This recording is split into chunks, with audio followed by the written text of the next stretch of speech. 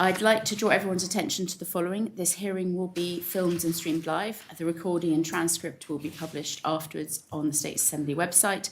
Please ensure all electronic devices are switched off to silence. I would like to begin with introductions. My name is Deputy Hilary Jearn and I'm the Chair of the Environment, Housing and Infrastructure Scrutiny Panel. And I'm Deputy Alex Curtis, panel member.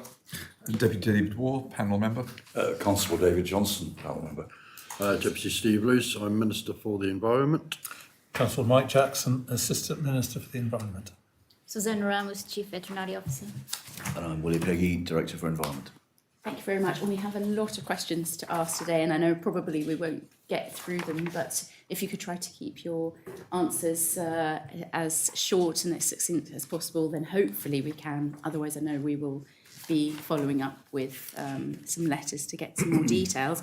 But Minister, first of all, looking at kind of the general framework and objectives, the panel understands that the draft animal welfare law has been brought to modernise Jersey's animal welfare legislation, strengthen its protections and shift our overall approach from reaction to prevention.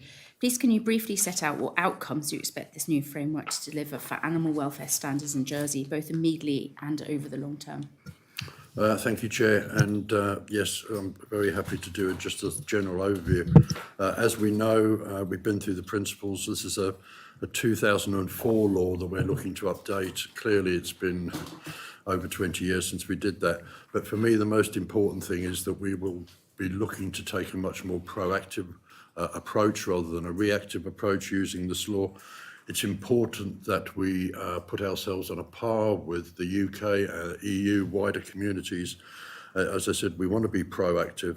There's a number of things in here which I think are going to be really important. But for me, one of the most important parts of this updating is the ability for officers to intervene. We haven't had that previously, but this allows us to be a lot more proactive, to get involved in instances to avoid increased suffering and to before that suffering becomes entrenched, if you like. And for me, that's one of the most important parts. There's lots of other little bits and pieces, as you know, but I think the proactivity is the really important bit for me in this. And Minister, you mentioned about the aligning with UK and EU and international standards. Could you maybe outline a bit what kind of standards have shaped the law's design? What is it? Why is it important for Jersey to get? Well, I think we want to be seen, obviously, as a responsible jurisdiction, and other animal welfare legislation in other parts puts a lot more responsibility on the community, if you like, to take more responsible action for protecting animals, both domestic animals and wild animals as well. And there's lots of pieces of legislation in the UK and in the EU that we're going to need to come up to speed with. And I think actually, I know we're going off piece a little bit if you like, but the EU-UK reset, we know there's potentially several hundred pieces of legislation which may be coming down to us to see that we are compliant, that we reach the same standards.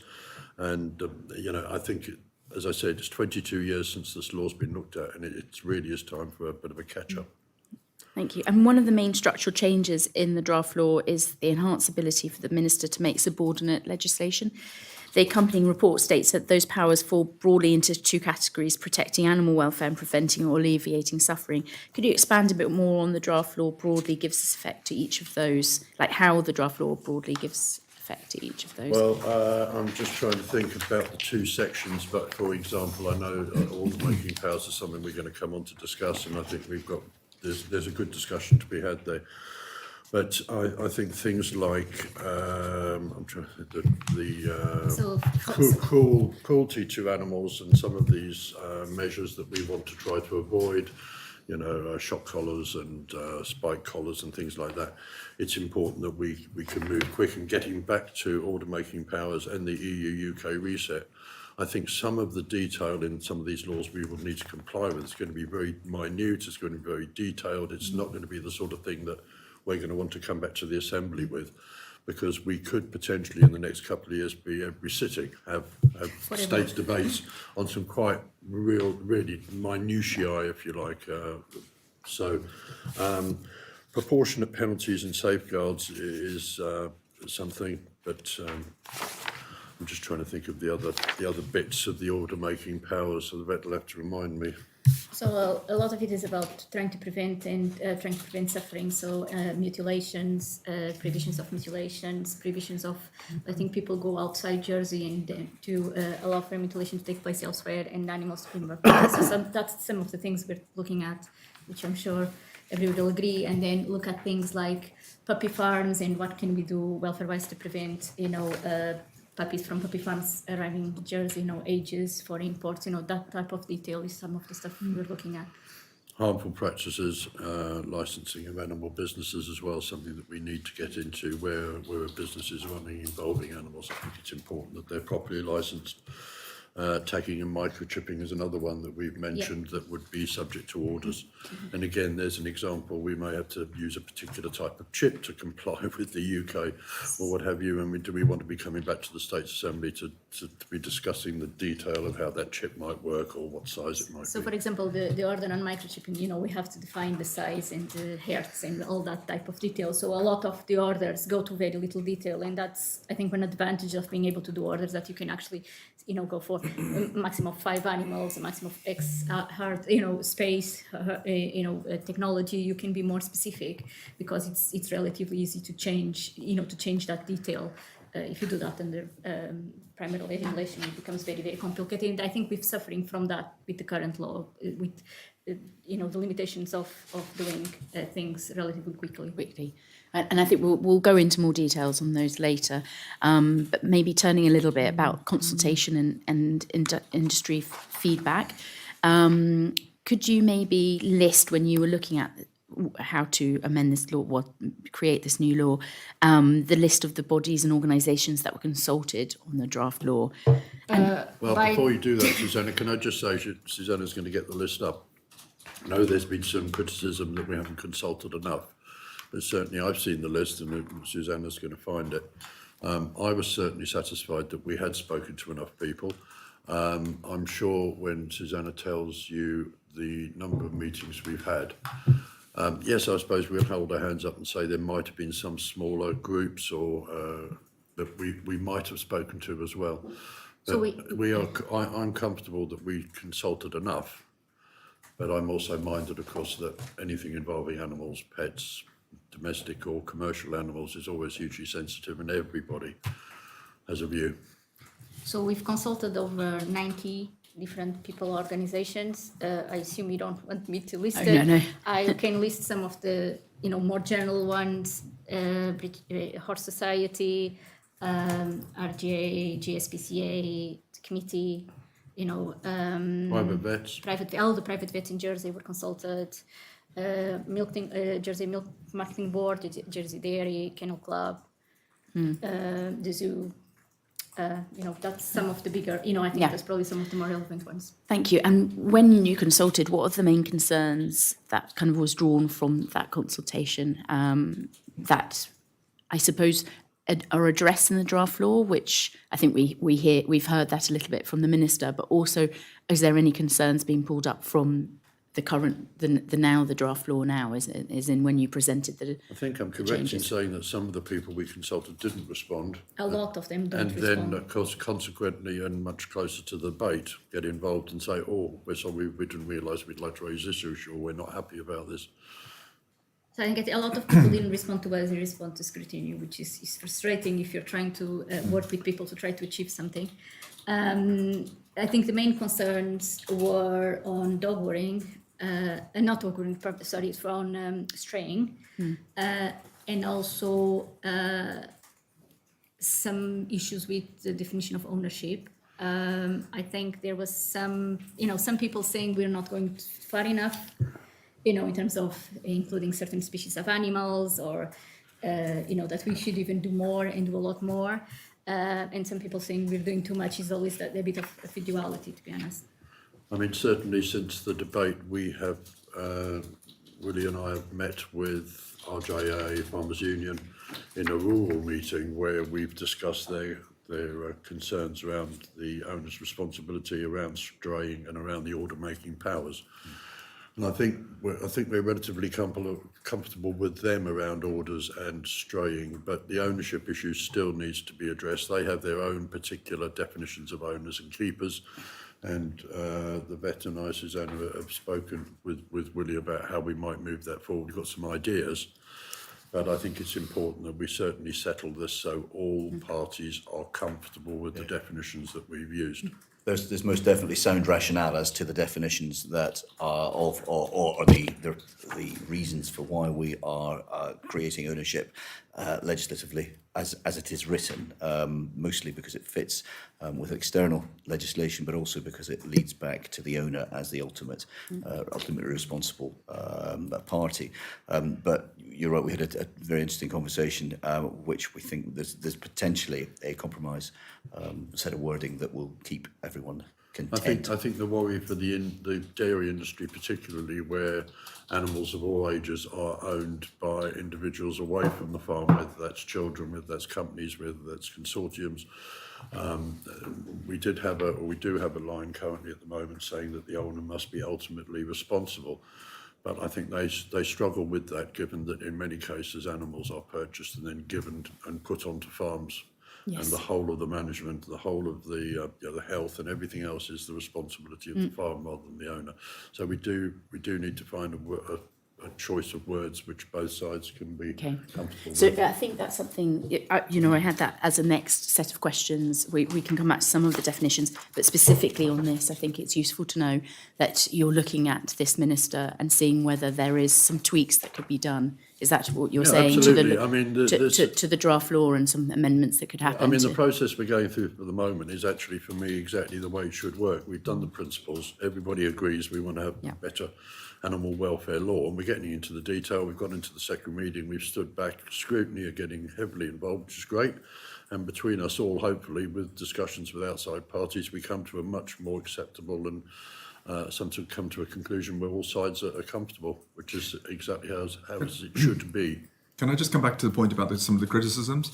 I noticed something a mention was made was rushed through. There's a sense the legislation's being rushed through, that the consultation period wasn't long enough. It was only 3 weeks. Timing of the consultation wasn't great for some people.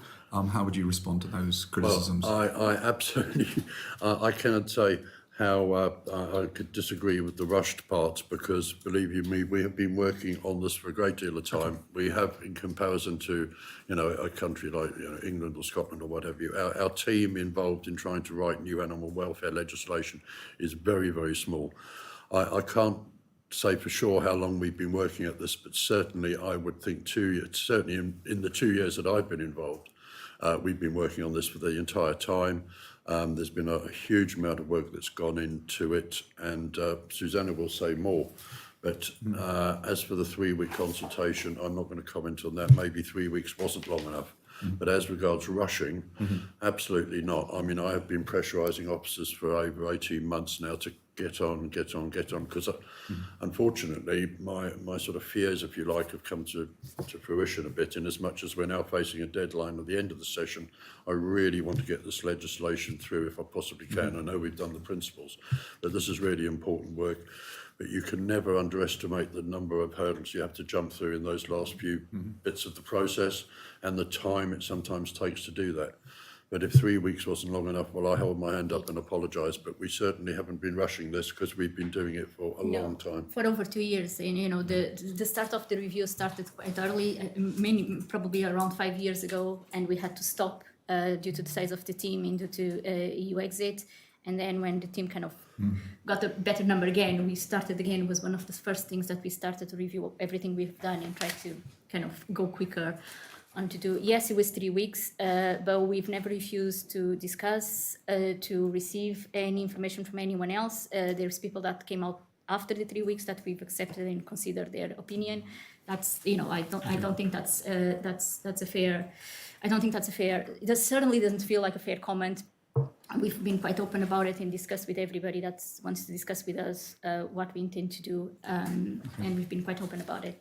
Okay, it's not coming from me. No, that's fine. I understand. But it was 3 weeks. I can confirm it was 3 weeks. Thank you. And with that reflection, is there a way for maybe just government in general or the Environment Department about these consultations? Like, is there potentially another way to do it with saying that maybe 3 weeks, even though that it actually is much longer, it's the feeling of 3 weeks and maybe is the concern if we talk in generalisation, and another piece of legislation which I'm working on at the moment is the potential to phase out petrol and diesel vehicles in 2030. And the team have been consulting extensively everybody they think they could possibly talk to. They've been in supermarkets, they've been in town doing every opportunity to meet the public. And yet we still, even after a long consultation, which has had thousands of responses, people are still coming up to me saying, "You didn't know anything about this. Where did you advertise it? How can you possibly have got to this point without me knowing?" And I think the point I'm trying to make is I think it doesn't matter how hard you try. I think you're always going to come up against people who don't know. I mean, I met two people yesterday who I thought were quite engaged with politics, who were surprised to know that senators are coming back at the next election. And I thought to myself, not sure where you've been, but, people don't pick up on things for whatever reason. So we have tried. We've done the best we can. We can always do better, I suppose. But and I think the most important is that you're saying you're still listening, and therefore we have still that opportunity this is the to look at the focus. So I think going into maybe some meanings, we've talked about that responsibility, the ownership bit, but it'd be interesting to hear what the difference is between the current law, 2004 law, and the draft law on the determination of the meaning of an animal. Has it changed? The meaning of an animal has changed very slightly. I'll go and check my notes to make sure that I'm not telling you the wrong thing, because it's quite technical. It's been revised, but it doesn't change a lot. But as it is there, the idea is that then by order would be you could then extend the meaning of animal. What I mean for that is that there's a lot of scientific research ongoing on things, on animals like octopus and lobsters in tanks, and we felt we weren't ready to do that yet, but we know it's coming, and it's probably coming quickly and with the enough evidence to support that. So we would have the ability to do that, when it's needed to be done. We didn't thought it was proportional to do it at this stage yet. And how does it interlink with the definition of animal in the wildlife law of 2021? Is there a difference? So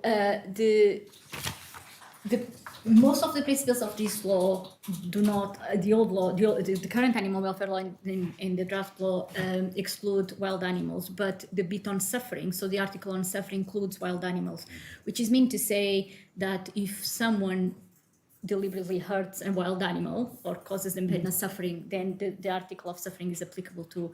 But some other of the more detailed stuff, it can't be applicable because it doesn't, it really isn't applicable.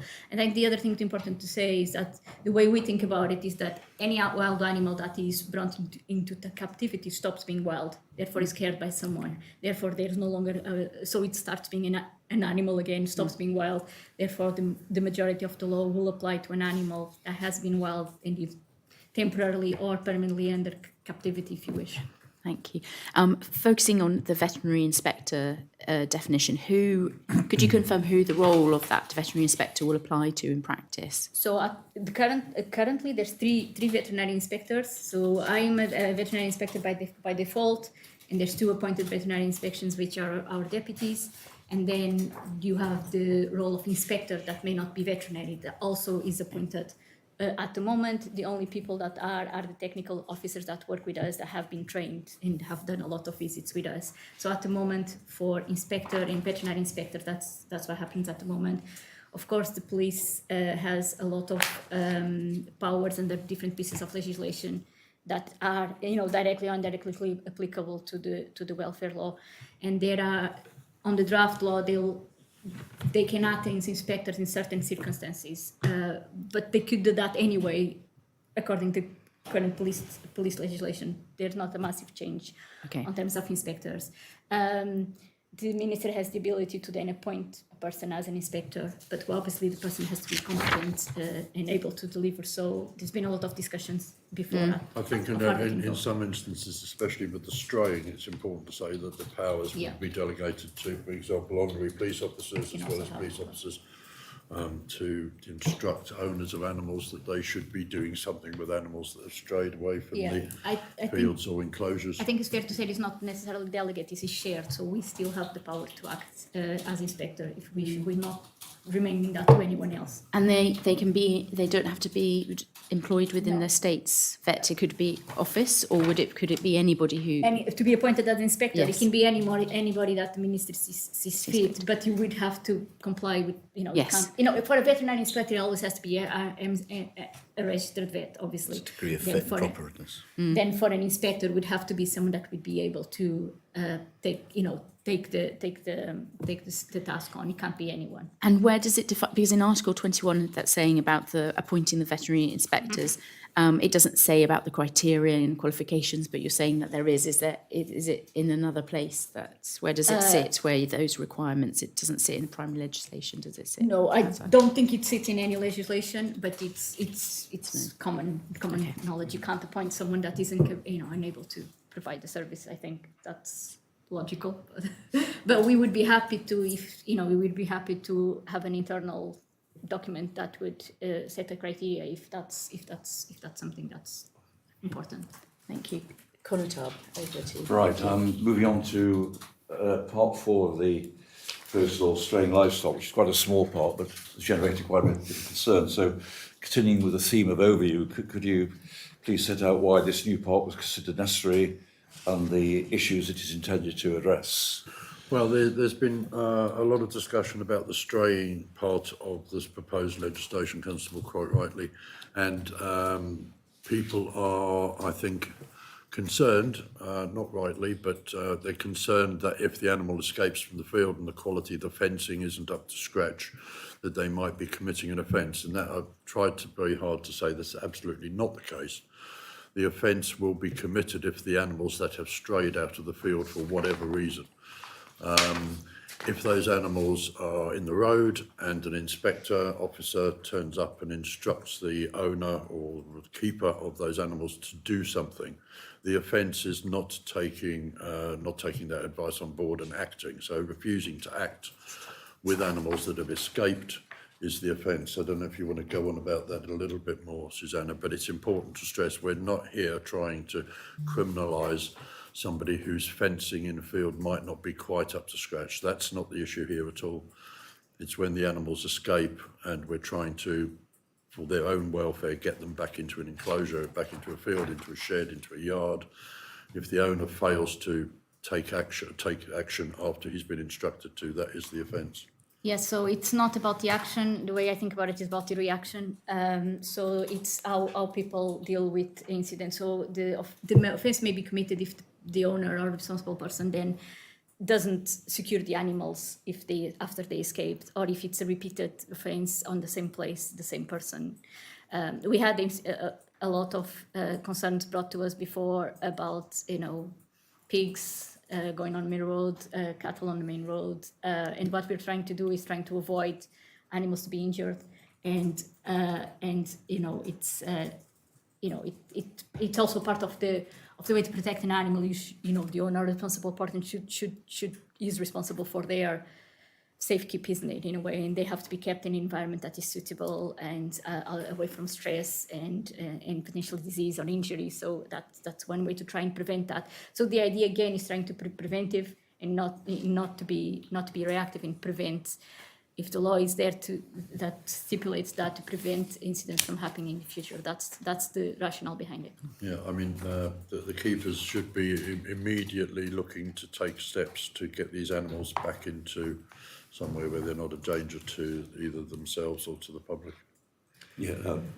I just wanted to say one thing. I'd say traditionally, apparently, it's been a civil responsibility, and this is turning into a criminal responsibility.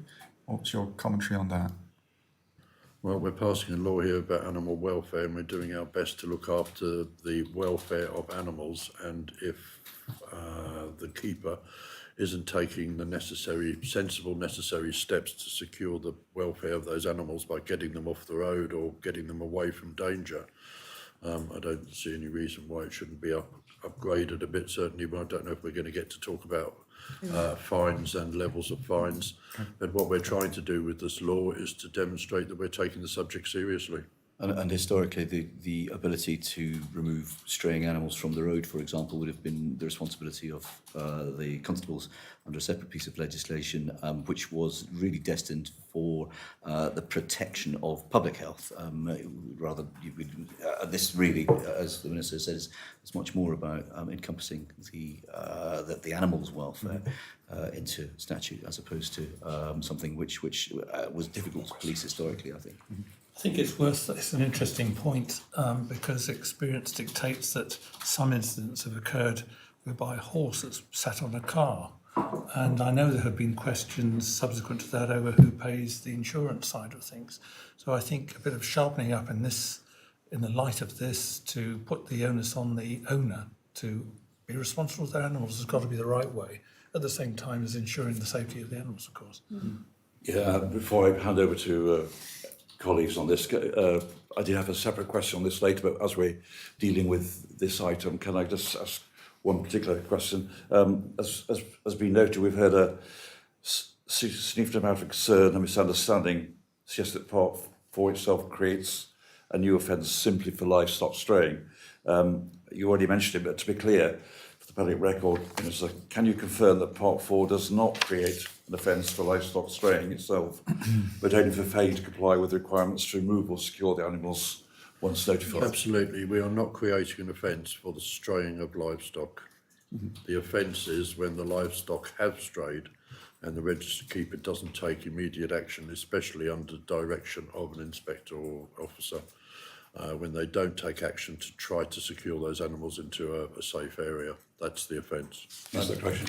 I would hope that the text of the Article 15 would deal with that insofar as it stipulates that commits an offence if livestock stray into public place and that person fails to cooperate with an inspector to remove it. And then there's an or fails to take all reasonable steps. And I think it's the details in the and the or as opposed to the strings. I accept that it is public concern and that I unqualified appreciate statement that. is... Yeah. No, I can't reiterate it enough. We're not trying to create an offence for animals straying out of fields, full stop. Sorry, Deputy So Councillor. I just wanted to check. I mean, one person mentioned to me that it was interesting that if the target, the policy objective is to protect animals who could be injured on roads, why does this stop at livestock and doesn't address cats on roads, for example, if the policy objective is that of safety of animals? I think. Well, Well, while the vet thinks of the official answer, let's talk about the distinction between cats and dogs. And obviously, as we know, many cats get put out at night. The cats have a mind, very much more a mind of their own. They're free range. They tend to not constrain themselves to the garden of their owners. I take your view on board, but at the same time, this is one of the important things about microchipping, and we've had many debates in the Assembly over, straying cats and the ability for, or the necessity for car owners to stop and report where they've had an accident with a cat, and obviously we want to do the best we can for cats. But at the end of the day, unfortunately, controlling them in the middle of the night when they're out doing whatever they do is an issue. And of course, they're not confined to areas of gardens generally, like animals, horses, pigs, cattle, even dogs. But cats have the ability to jump, escape, leave, do whatever, and come back. I believe there are jurisdictions that do restrict owners to make sure that cats don't actually roam free. I think That would Australia be interesting to areas. enforce. But that's my question is, how have you come to the decision that this is a right level as to which animals that exist in Jersey in a semi-domesticated or kind of farmed way apply to this, their welfare on roads and stop livestock, basically? If you were going to compare cats, you'd have to say, okay, so the cat has, for some reason, left the property of the owner of the cat. It's walking around on is it causing a danger to, is there a danger to the cat? Is there a danger to the public? Is it going to cause a road traffic accident? Is it affecting all sorts of other things? And in most cases, the cat isn't. The cat is quite looking after itself and not sort of getting in the way. But I don't know. I suspect we would get into great difficulty if we start to try to legislate for cats. And since we're in, the majority of concerns that have been previously brought to us regarding straying animals was regarding, livestock. So that's the concerns that have been brought to us previously regarding mainly pigs, horses, and cattle and sheep. And that's that's in response a bit to what our reality is. Okay. In reality, the legislation we passed regarding cats recently covers it off the best way we can in terms of reporting. I don't think we can do much more. At least now we also have the ability to identify pretty much every animal now. So all livestock will be air tagged, all cats and dogs will be microchipped. So while it may be a little bit complicated, we do have the ability to definitively work out who owns the said animal. Don't wish to stray from our question plan, but Deputy Councillor raised an interesting point. Livestock has a definition here. It doesn't actually include something like poultry. Now, there are hens, for instance, or other poultry wandering around. Is that going to be addressed in some form? Which I would have thought poultry would have been included under a livestock definition, but it's certainly one of those types of animals which go from, cattle, we goats, know horses, pigs, people. sheep, and any other animal that is the way order prescribed. So, Well, we know people who keep 1 or 2 chickens in their back garden, and we know egg producers who have 8,000 to 10,000 hens on their property, and any number in between the two. So it's one of those breeds that is domestic and commercial, and combinations of. anyway, I praise the point. So, okay. Yes, I think we can move on maybe. yeah, But it's an interesting point, especially because it says by order could be prescribed, so potentially the minister could expand that list. As regards consultation, can you indicate whether livestock keepers were consulted and which ones or which Well, they were, and organisations? I mean, certainly when it comes to livestock, the important breeds, well, the 2 breeds which are most prolific on the island, of course, would be the cattle, and we have consulted with the RJA, and we certainly have consulted with many members of the equine community. We've consulted with vets, and I think we've probably covered it. Although there will always, as we've already discussed, there will all be some that will say, oh, we didn't know anything about it. I'm satisfied that we consulted with the important bodies when it comes to horses and cattle. The And consultation. indeed cats. Yes, I've and just indeed read. cats. Yes, and dogs and other animals. I think the other important to say when we consulted, the consultation letter did say disseminate as you see fit as well. So there was opportunity for discussion, and it was never, the intention was never to make it close and to make it as open as possible. I think Deputy Wall raised a general point about consultation earlier, and there have been concerns, complaints that it wasn't. Yeah, and I mean, Fair enough. I'm not going to say that we couldn't have done this differently, or maybe we could have done it better. But in many instances, like we would consult directly with the RJA, and we would expect them to be communicating with via, their membership with all their members, which would cover. But we haven't consulted with each individual dairy farm. No, But 17. we would We've got hope 17. that the word gets out from the registration bodies to those animal keepers. And we do get composite responses from some of those encompassing organisations, Yeah. JFA particularly. Reverting to the securing of livestock, what will constitute all reasonable steps to secure livestock, and how will keepers be informed of what is expected to avoid arbitrary or inconsistent application? Is there going to be guidance? Well, or? I would hope there would be guidance, and the vet will tell us, but clearly we have all sorts of different variations of fencing that keep cattle or horses in fields, but I don't know what do we So mean. the idea behind this to avoid animals from straying. So it'll be anything that can be done or should be done to avoid animals from escaping the field. It doesn't necessarily need to be fencing. Nowadays, animals are kept within boundaries in many different ways. It would be whatever is proportional to that specific case. We could issue guidance, but I think you get to the realms of being difficult because each case is a case, isn't it? Each animal is an animal, and they be kept in separate ways. Sometimes animals escape for a reason, either because they don't have any, sufficient or enough or suitable food or water, as an example. So sometimes there is a connection with further welfare. It requires more than a simple, yes, you have to put your fence up. I don't think it's as simple as that, and I think each case should be seen as a case and what's appropriate for that particular animal, those fields in the proximity with the road and with the risk of escaping. We would expect our veterinary inspectors, our staff, and anyone acting on our behalf to be pragmatically minded and to take each situation on its own merits, or certainly one that's got a model of having dealt with it before. Clearly, a herd of cows in a field may be properly fenced, but if a tree falls on the fence, or if the animals are worried or chased, or for some reason get agitated, it's not impossible that fences get pushed over, especially where animals congregate in a corner or against a particular area. So there are a number of ways that animals can escape. And I think the other important thing, the idea is not to punish when there is an incident, an accident or an incident necessarily. It's the repeated it's the repeated offence and the non-responding to what it's what is required to be done.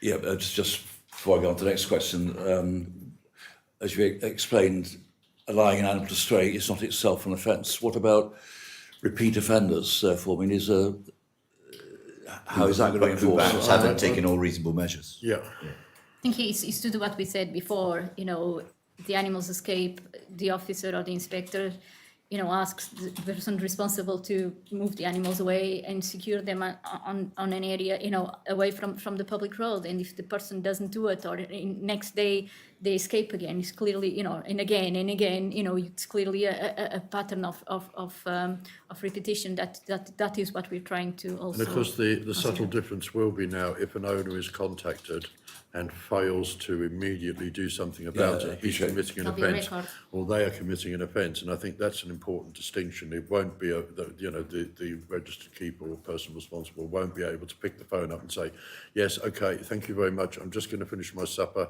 and then once I've had a wash and a bath, I'll come out and see where the animals are. They will have to act immediately. And hopefully that will induce them to hopefully think about making sure that their fencing is in a situation where I think just to expand on that a little bit, of course, the consequence is not always practically achievable in that there's no requirement for livestock owners to register their interest, particularly with the police who have to deal with it. The police may get a call to say there's a horse on the road. Well, whose horse is it? And it's only really by local knowledge we get to the point where we know who the owner is and we can call them. Then you get to the point where the owner is called. Oh, I'm in Scotland, they'll say. Had this before. Yeah, well, thank you for leading me into our next question, which concerns the police. Under Article 16, police officers, inspectors are given powers to remove animals to a safe place where the State of Jersey Police and the owner is consulted. Were they consulted on this practice, and implications of giving these powers to move animals to a safe place? Was there much consultation with the police? The vet will have to say, certainly we consulted with the Chief of Police.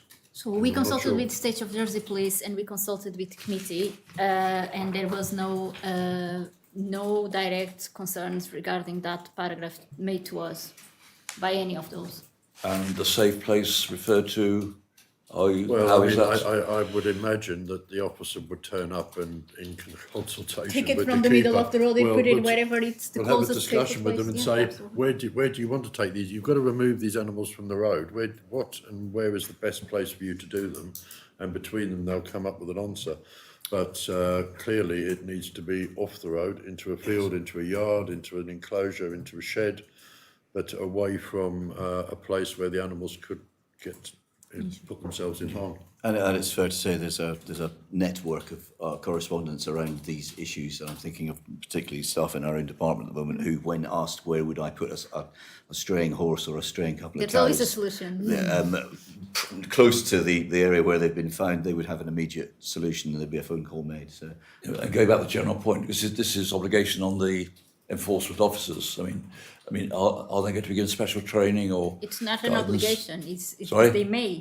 They will. The owner is the one that should take the animal off. That happens if the owner doesn't take it. That's the intention of the. So it's But the the may police- remove. The may remove, and if the owner is there, the owner will remove it for whatever safe place it is. If the owner refuses to remove, then the officer will have which is logical. I have to admit. Yeah, but the police have the obligation to remove if the owner's uncooperative. May. That's what I'm getting at. No, it may remove. If the police decides to leave it there to be injured, then we can have another discussion about that. But I think it's it's logical, the right thing to do, I would say. But open to I'll leave that, open to a there for the discussion. moment. Yes. But the likelihood is they would be in, if they don't know where themselves to take that beast, then they'd They be, will call they'd be in contact contact with somebody who will, be that one of our officers or not, and it'll be moved.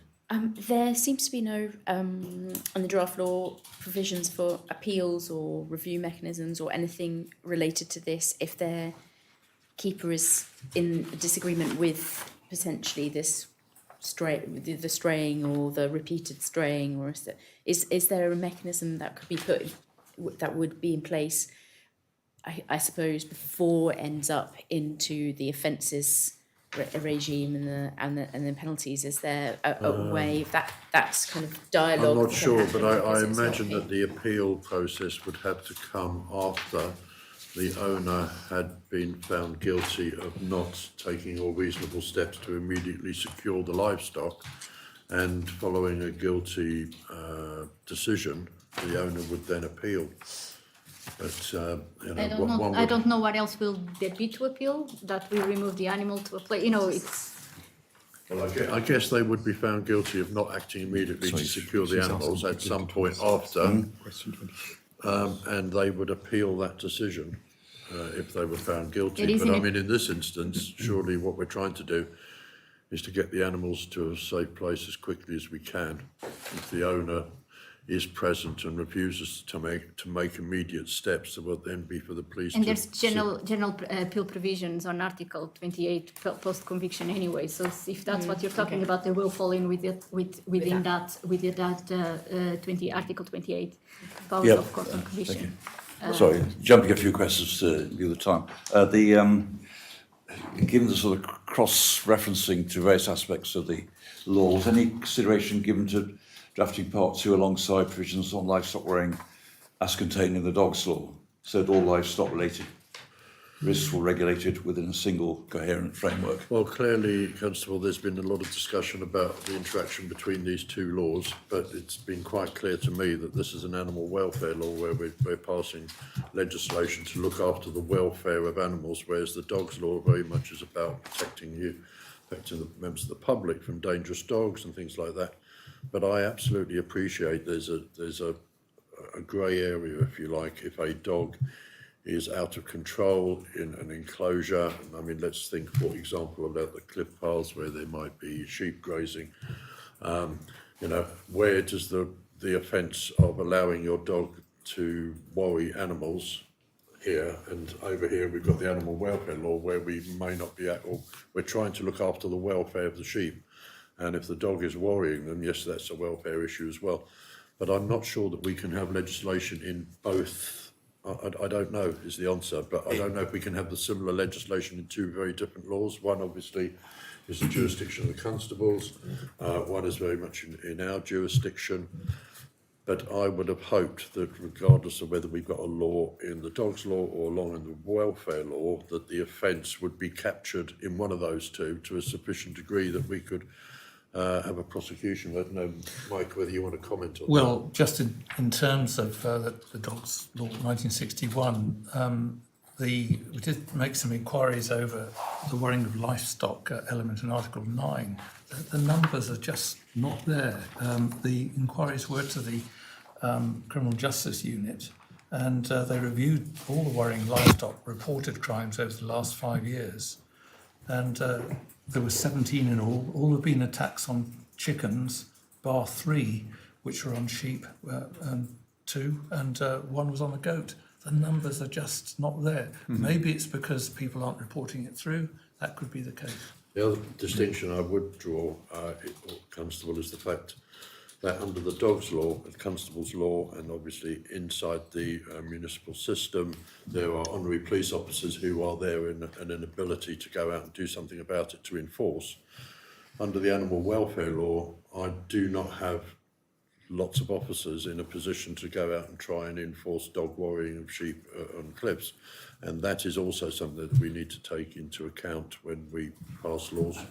Picking up on that last point for me, given it is the honorary officers that go out to enforce, I mean, maybe there's justification in having police regulations on the various things sort of amended to reflect what is the animal welfare law. What is your view on that? Interestingly, the conversation we had very recently with the committee constables via their chair, or secretary, was around the strengthening of their own legislation to try and give better ability to prevent worrying. And I think the feeling as they left that meeting was that it was a very positive thing to be able to do, but it was also felt that the potential was there for future strengthening of that legislation. Otherwise, this was a meeting that if you don't mind my referencing, we had the other day. Just want to counter Constable Jackson's commentary here. We've got evidence in scrutiny submission which says a farmer has repeated dog attacks on his sheep, which was serious enough it could threaten the future of his business.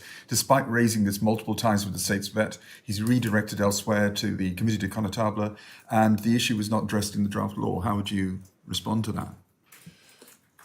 Well, there aren't many sheep shepherds in the island, but one's been included in that correspondence, and I think whilst one's fully supportive of the suggestions made and that he isn't supported, the evidence isn't there, and we need that to go to the police, to the honorary police of the parish involved, so that it can be taken forward. With sheep particularly, there are fencing issues to be discussed, and how can we deter dog owners or encourage dog owners to certainly have their dogs on leads in the vicinity of sheep? How do the dog owners know that there are sheep in a particular field? And that's the concern at the moment. It might be due to signage, and I think that's a discussion to be had with a particular farmer to see how we can actually preserve the integrity of his operation and make sure he is looked after and protected, and we're all for that. And maybe there's an extra level because, of course, many times we're thinking of agricultural land, it's on private property. And so, of course, there is that thinking that there needs, potentially you need to be in control of your dog and on the lead in someone else's property. But there are some instances where the livestock is on public land and it passes into the parks legislation, which, of course, I know is not necessarily in this situation. And we've been looking at that under our dog control in this review. And of course, there are areas where it says dogs are allowed to go and it doesn't restrict on the lead. And we're trying to work out how, when you suddenly have livestock in an area where at the moment the law says you can go with a dog without any restrictions, where does there in these different laws make it obligatory for people to put their dog on lead because there is livestock on public land? I think you mentioned policing of parks, and I imagine that would be the area where we have specific legislation which involves dogs and leads, and dogs having to be kept on leads. But doesn't link with livestock. But we do have we do have some challenges on the north coast and some of our coastal paths where, as you say, Chair, it's absolutely not obvious as you enter a particular area that there might be sheep. You know, these areas are, a lot of burgees, a lot of, you can't see the whole area in one go like you would in a field. And I think it is important. And the other thing I would say is that if we do find ourselves going down this road, it may be that we have to designate certain parts of the North Coast different from others, because there is lots of the North Coast where we don't have sheep. I know the areas involved at Lemuria are quite big, but actually in the big scheme of things, they're not a huge percentage. Picking up on that, I mean, the parks we have at present are designated in different ways. Part 1 park, a dog is kept on a lead and is kept within the confines. And so then we have part 2, part 3, part 4. It may be we've got to review the designations of parks, but of course with a sheep farmer perhaps moving the animals around into different areas, it may be something that's got to be looked at, and so that he understands what's required, and also the dog owners too, because if you suddenly introduce sheep in a particular park which allows dogs to roam free, is that fair on the dog owner, who won't necessarily know? And I think that's perhaps some work to do in terms of communications to the public. And I can refer to... Though many times that person is doing something that the government has asked, because it's public lands, to do do work. So we have to Yeah, we to have be to think through that. be and- careful. I Interesting think. point made there, because certainly the grazing on North Coast land has come into being later than the Yes. advent of the existing parks law, and so perhaps a modification of the law might be a powerful tool. Or it sits within livestock worrying, and there feels that there needs to be a little bit more. Certainly crossover, yeah. Sorry, just finish it up, yes, and move on. I mean, the System Minister identified the point really. Scrutiny, I would say scrutiny panel is ahead of you. We looked at the regulation of parks, policing laws, and as you say, amendment there is possible. But I think, as you say, Assistant Minister, the communication to the public is all important, and signage, and that's something which probably needs to be developed, maybe outside the law. Education as But well. of course, if you have signage but without legislation behind that, just because there's a sign there doesn't mean, Yeah. you know, we have that the same with, we don't have a trespassing law, but many people put up private land. It doesn't mean there's, just because there's a sign there doesn't mean there's law behind it to help the owner in that situation. It's the same with this, and that's what I think we're looking at as a. Yeah, and I think that's a very fair comment. And just to use another analogy, certainly officers in my department are looking really closely at how we can protect our cliff paths. And you know, we're getting quite a bit of damage from mountain bikes in some areas, and we're looking too, where those areas involve public and private land, to maybe look at designation of parks, to use the parks legislation to try to find a way to control that better. Yes, I think that one of the challenges on the North Coast particularly is that we've got a real patchwork of ownership, and it's very difficult to create contiguous behavioural patterns along all of those, that jigsaw, as it were. No, thank you. I think we need to Yes, move yeah. on to orders. Okay, we're going to talk about orders, and specifically in the latter half of this section about some of the more substantial order-making powers. But to start off, the Chair will ask a couple of questions about orders, but the panel have heard about significant concerns about the breadth and scope that ministerial orders form as part of the new draft legislation. You've outlined that there are legitimate reasons for orders in your view, but could you explain why everything that is covered by orders in here should be, and whether, you know, there were discussions as to what the balance is to order making powers should be versus inclusion in primary legislation? Well, thank you for the question. Certainly, it's certainly been a topic which has got us really thinking since the principles debate and just before it, because order making powers is something that a lot of people have commented on. We've discussed already why I think it's important to be order making power, because we need need to move quickly. There's such a multitude of different subjects which could get covered. We would find ourselves in the Assembly all the time. But what I am trying to do in order to solve the problem looking forward is to come up with a set of words which should allow order making powers to remain as they are proposed, but with a necessity to inform, or maybe even stronger, consult, scrutiny and or any other body specified in the primary legislation, so that the challenges that we might have with the order making powers are brought down a couple of notches. We get the speed of moving, being able to move with orders, while we also have the ability to, the need to inform scrutiny panel and or others about those orders before they come into to place. I mean, I'm trying to find every copy of where an order exists in here, and there's quite a lot. But I'm not sure if the new draft law includes any regulation-making powers. Everything that is subordinate seems to be an order-making power. To what extent were any powers under the law for subordinate legislation considered for regulation, and why was everything moved to order-making? Well, my initial answer before I hand over to the vet would be that we just wanted to be able to do as much as we could in so many different areas as quickly as possible, knowing that there's a lot more to do. But And I think, and it becomes very complicated. We have a lot of different abilities to do things, you know, regulations, orders, law. We were trying to make it simple, and we were trying to make it constructive and be able to do it step by step, you know, to let the other things grow slowly, and make sure that the legislation that which we start with, then we can slowly expand what seems to be required to be done. And when we discussed, the idea was to have a law at the top with stipulated the basics, and then have a bunch of orders underneath that would be very specific and tied into more detail to each of the things that we were trying to regulate underneath the order. That's the intention behind it, and the intention is actually to be able to be more detailed, easier to change if it's needed for one way or the other, and to maintain it relevant and proportional. And that's why we went for the model we looked at.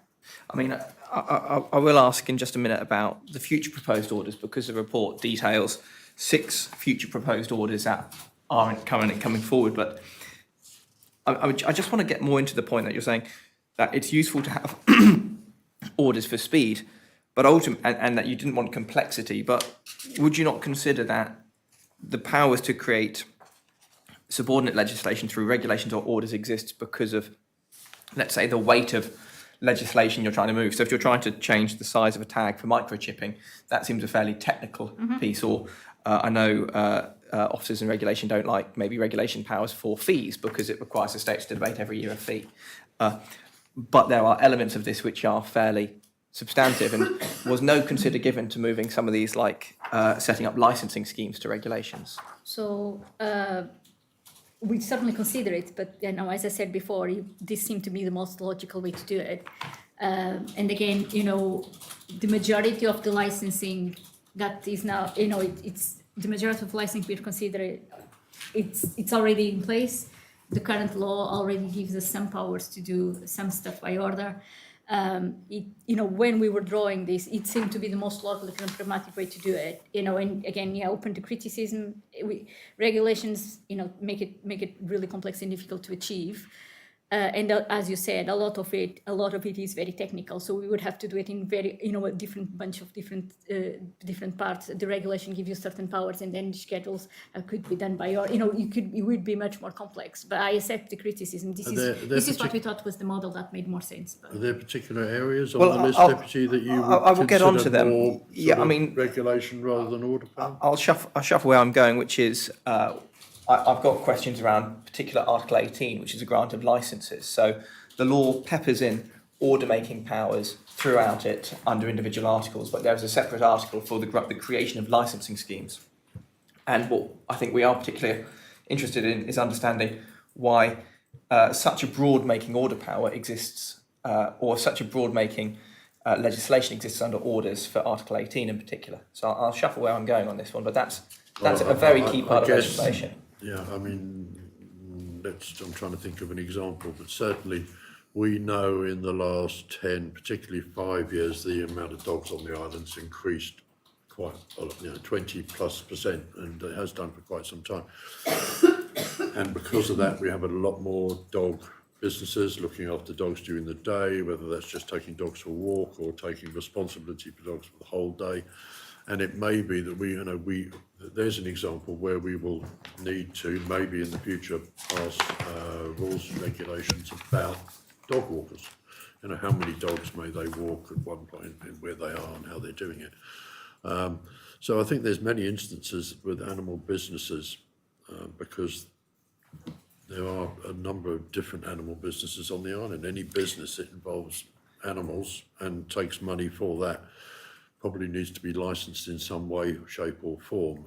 And some of them we may not have thought of yet, but... I guess the question is, you've identified one, you're seeing a route and you're seeing a policy that could well be debated. It doesn't sound like licensing dog walkers is a fast, quick change thing you'd want to do without consultation and that you need to execute quickly. It sounds methodical and you'd want it well drafted. So again, why does that need to be an order-making power and not a regulation? You've got no way to. I suppose you could put the generalisation part of that in the regulation, but would you want to come back to the States Assembly to say we want to change the rules because we'd like dog walkers to be able to take four dogs instead of 5 dogs instead of 4 dogs? And I mean, or the amount. I'd expect just to understand how this works in practice. I would see, what we'd see from other legislation is the legislation would create a licensing scheme. That licensing scheme would have order-making powers. I'm trying to think of other legislation under your your belt, Minister, I'm thinking rented dwelling licensing. The licensing is a regulation, I believe. However, the order making powers below that allow you to tailor that regulation to be future fit. Okay, so if I hear what you're saying, you want the licensing of animal businesses to be a regulation, and then it would allow for the licensing under orders. I mean, And what so I it's want a to know, subtle difference, it's but if understanding that's- if how that's where- you've. I think that's important. Yeah, I think we it's could trying go to away understand. and think We about could go that. away, but certainly that's not going to be done before March. I don't think if that's what we're thinking. The idea, and again, the idea is yes, it's not, you're correct. The license of that business may not necessarily be quick, but for example, then if you were looking at other businesses that you potentially could, if there's intelligence to believe that other businesses need to be licensed, for example, the horse. So we were looking at licensing establishments that rent or lease horses as a starting point. But for example, there's another business that potentially could look at licensing, for example, livery yards. So the idea behind the order making was that you would do it slowly, let the order embed in the industry, especially industries that haven't been, very, very much regulated, do it slowly and do it at a step, at being able to grow it slowly. So that's the logic behind it. And, your argument is valid, but, this is what we thought the model made more sense, but, And I think maybe to kind of highlight the point that Deputy Curtis was talking about the licensing under the rented dwelling, it's because it's related to businesses, and this of course we are talking about businesses here when we're talking about that licensing, and it would be interesting where we're interested in understanding that is because other things that other areas that we're seeing adding more licenses to business, it has taken a different way of doing that, is starting with regulation, and then the details can then be changed in the order depending on how the license progresses, that you were saying the steps, and we're just trying to understand why what this way was chosen, especially because it is impacting small businesses. Yeah, and I always share your view, Chair, about one must always look for potentially, one might describe it as the worst case scenario. When you give the Minister of the Day power by order to do a whole range of things, you have to think about the worst option rather than the best option. So you may well be right. I mean, I'm not a law drafter. I don't know how simply we could add something into the proposals which would allow us to develop the orders that later, but put the principles there. The BET seems to think it might take some time. It depends how simply you want to make the regulation. Could we tease out what scope of power this truly gives the Minister of the Day? The future order-making powers include one for licensing livestock, which currently isn't a thing that has to happen. Livestock keepers, I think, of almost every type of animal must register Yes. in various forms of holding, the number of animals, the movements. So there's a lot of data captured already.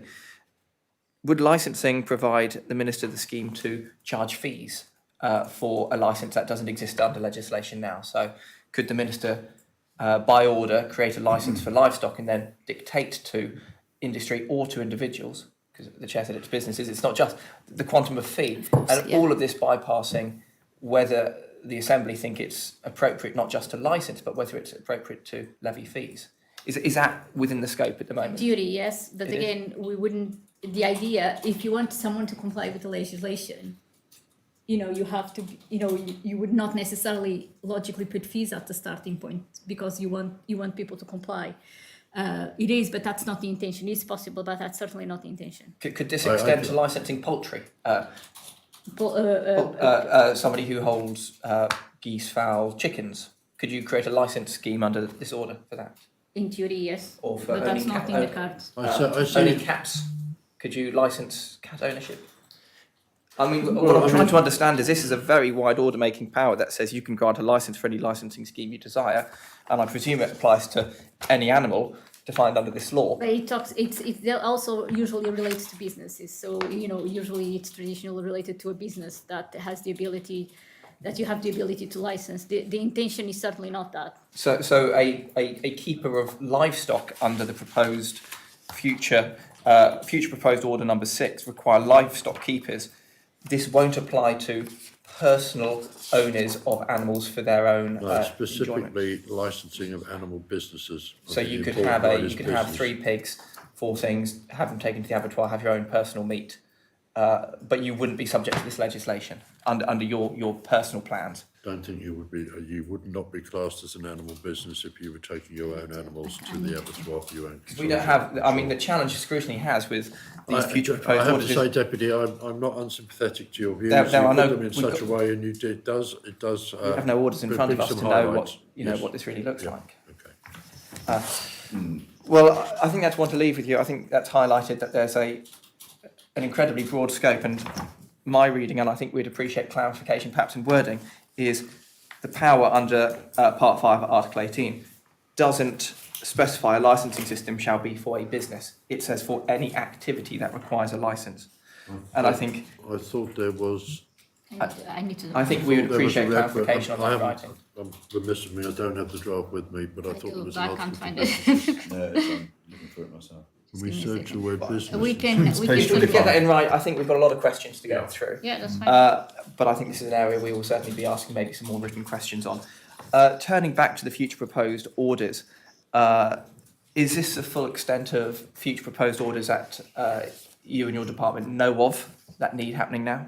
Or are there other ones that exist beyond this list? I think we're going to get into the realms of known unknowns here, but certainly the ones that we've listed: animal businesses, harmful practices, vet procedures, imports, exports, and identification are the ones that immediately came to Yeah. mind and would be the ones that we would look to move on first. These But are- I don't think that's an exhaustive list by any stretch, and it may be that there's a whole range of other things. So I think the answer to your question is it's not defined just by those 5 that I've mentioned there. There will be others, I'm sure, that we would want to do. But those were certainly the ones that were coming, prioritizing coming next. But Okay. but sometimes we are forced to change. And another element of licensing is we noticed that there was an element of licensing in primary legislation in the 2004 law.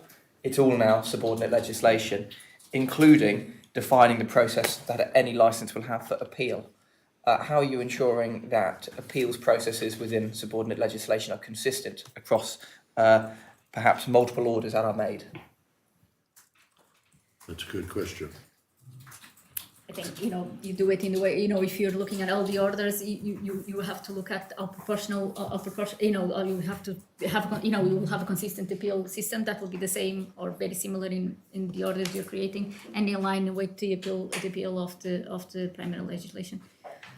Okay, I know. I mean, I've got some questions about different numbers for appeal times in primary legislation, but we'll touch on appeals later.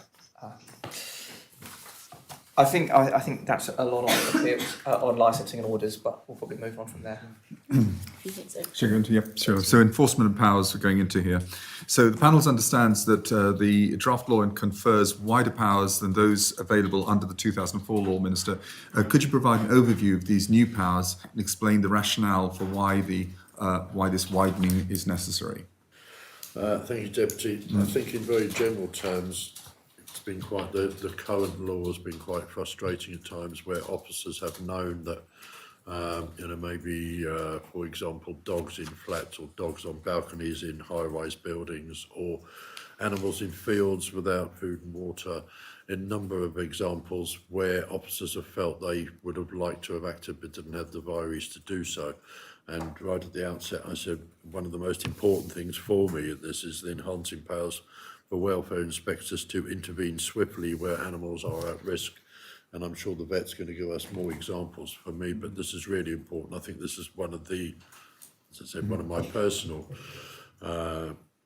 bits of this legislation. I think the ability for officers to intervene at a much earlier stage is vital. Our powers were really limited with the 2004 legislation, including very, very, very, very, very limited powers of entry and very limited powers of taking action before suffering has occurred.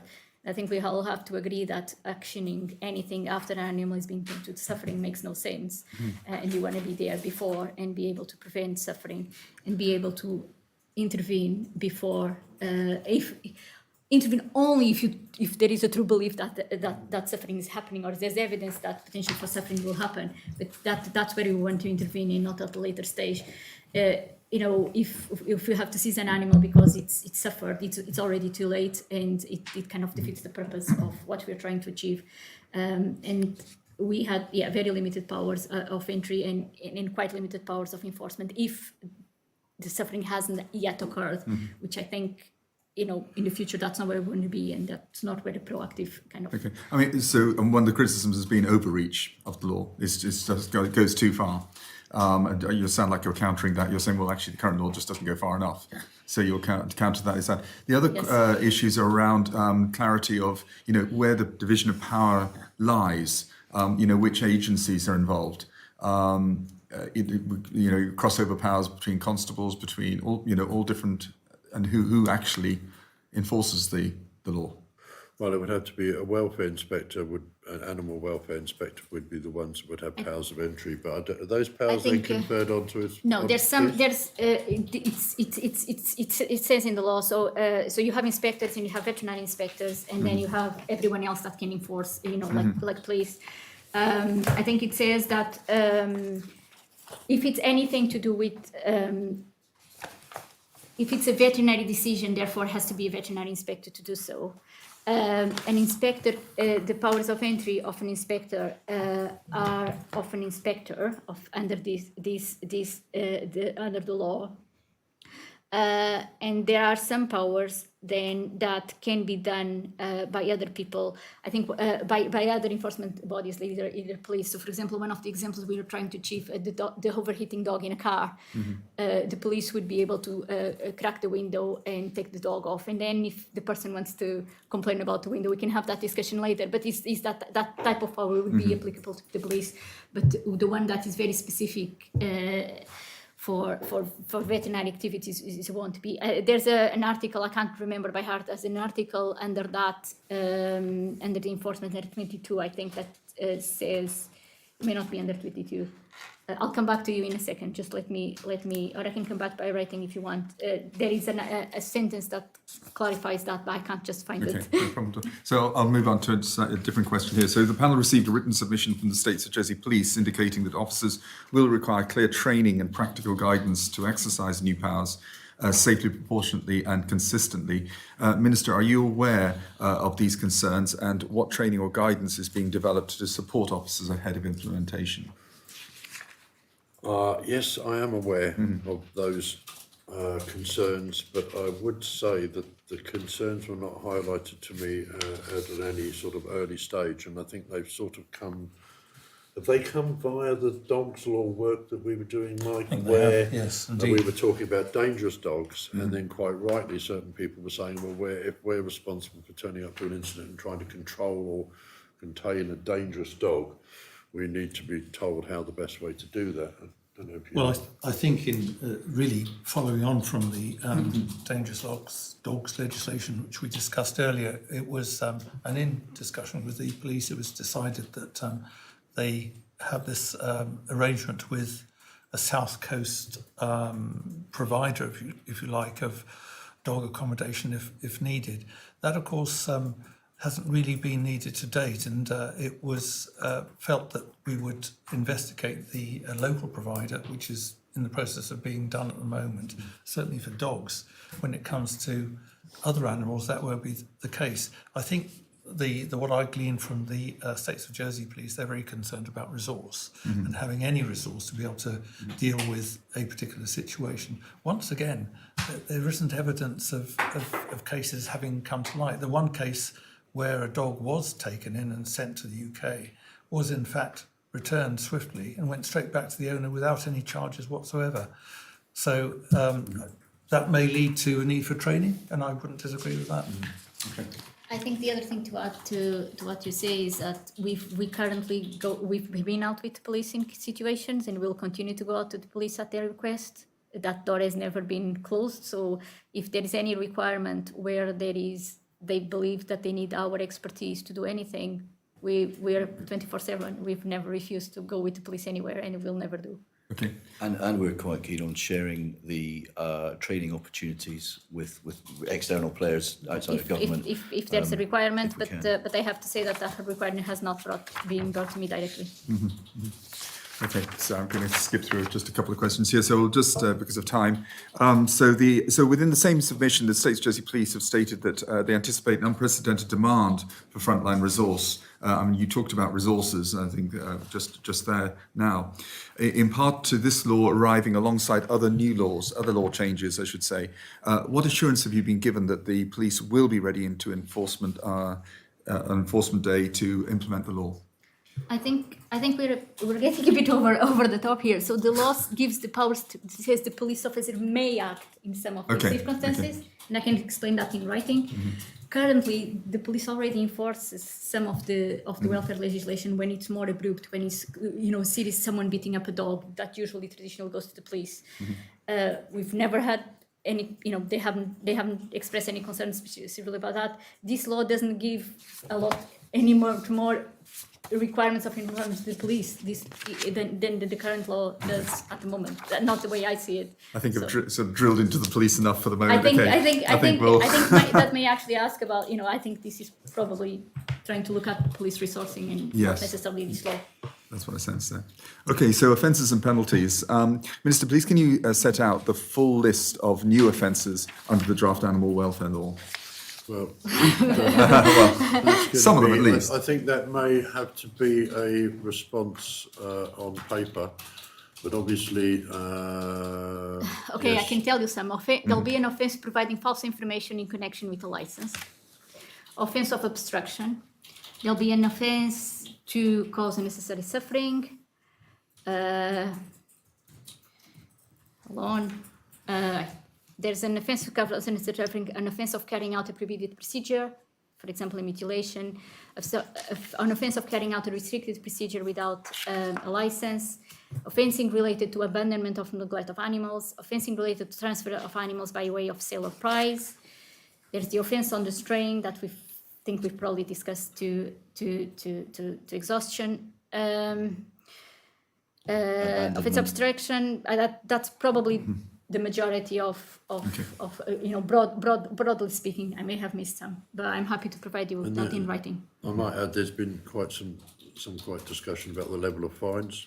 And this is my next question actually to you, and it was going to be, so could you explain the rationale behind why the maximum I think the whole penalties? idea behind updating this animal welfare law is to show that we're a responsible jurisdiction, and in many cases we look around us to see that the level of fines that we have here currently could be higher, and certainly where animals are abused or many of the things that come under the animal welfare legislation, I think it's appropriate that we have appropriate fines. So you think 5 years in prison is The point I would reasonable? make is, before we go on to discuss it further, is that we're setting levels here, but in every instance, the fine imposed is not done by the department or officers in the department. We just present the case, we give the evidence, the case goes to court, and it is the judge, the jurats, the whoever sitting on that who will decide the level of fine or the penalties, whatever.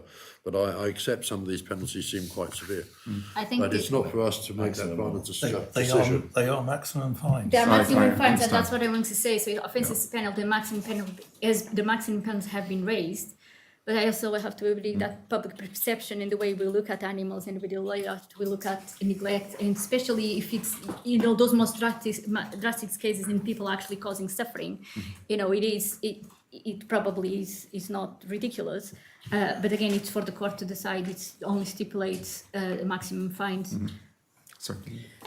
I was just reflecting what the list of offences that you were talking about, and then before you had said it hasn't changed much for the police interaction, but but of course there has been an expansion of what constitutes an offence that will be in this law, and so it was just a case of that I suppose it's that training of the police in recognising that an offence has been committed under this particular law, so therefore to phone yourselves to come, or for them to be able to take that forward, and wondering it was more of that, is to kind of recognise that there is that training needed to happen. That's fine, and we have discussed lots of situations with police, and we're trying to kind of establish a forum where police and other organizations sit together to look at animal welfare and animal-related stuff. So, that will probably be a good forum for us to discuss how we can go forward. If anything needs to be required, we'll be happy to, as I said before, either provide or join if it's necessary.